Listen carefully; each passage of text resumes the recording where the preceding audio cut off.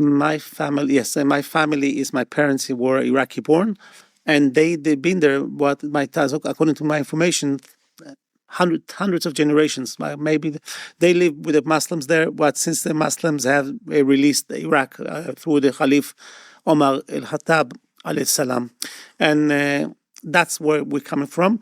The way how they reached Palestine is very painful history, but if you want, I can touch it before. Yes, please. Yeah. Iraqi Jews didn't want to leave Iraq. They were very happy in Iraq. They had a lot of businesses there.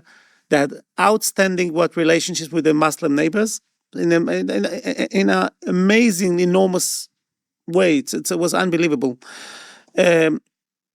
All rabbis admit that in Iraq, the Jews had the greatest time, even among the Arab world. Even among the Arab world, they had a great time in general, but in Iraq, it was outstanding. So there was no reason whatsoever for the Iraqi Jews to leave Iraq and go to Palestine, fighting another people, displace them and take their land and tell them, from now on, it's belong to us and just go away from here. They were not interested whatsoever. So how has that happened that 130,000 Iraqi Jews left in a few months? How's it happened? So the Zionists knew that they're not going to leave. So the Zionists has appointed a special terror squad.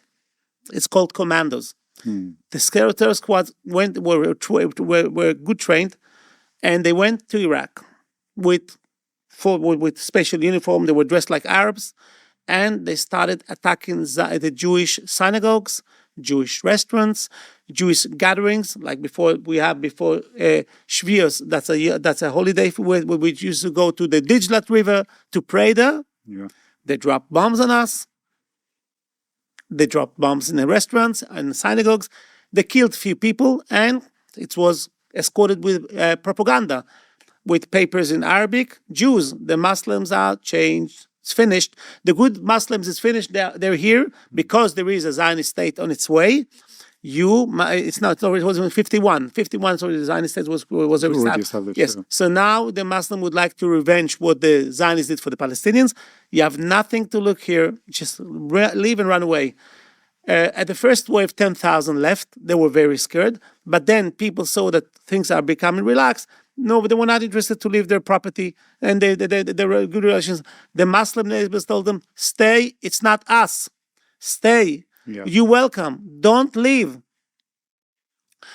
But then after a few months of relative quietness, suddenly there was another wave of explosions and attacks. And then the Jews, and then again a propaganda for these naive Jews, the Muslim here just to finish you off. Run for your life. Yeah. Again, there was registration, yes. And the Iraqi police were helping to register the Jews, any Jews that want to get out. We didn't understand. The people, the Muslims in Iraq didn't want the Jews to leave. But the government were offering free registration very quickly. You can you can secure for yourself a place in the airplane. So what's going on? Who is against who? Yeah. So after that, there was a CIA officer which wrote a whole book about it. How has it happened? That's right. It was a set up plan between the Zionists and the Iraqi government. His name was Nur al-Said. His name.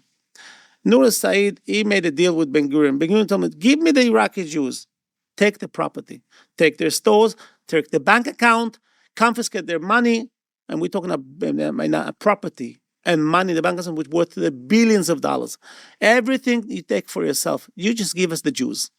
That's why they turned their face to the other side when they heard of all these attacks, because then the suit that came from the Zionists.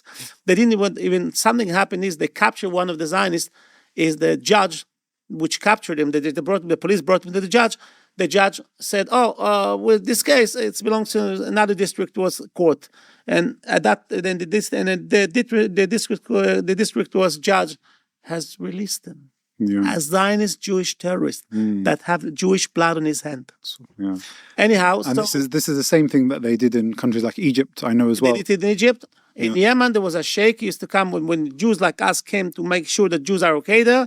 He used to come and tell me, why did Jews with the Zionists are coming and offering money to me that I should send my people to attack them, ensuring that they should run away?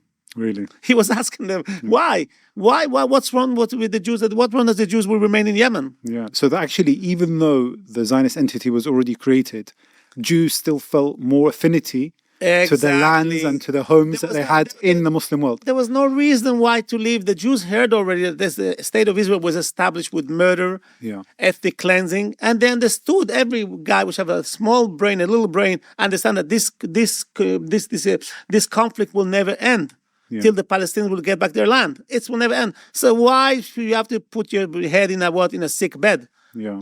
In order to, you could have only one way import these Jews to Palestine, through terror.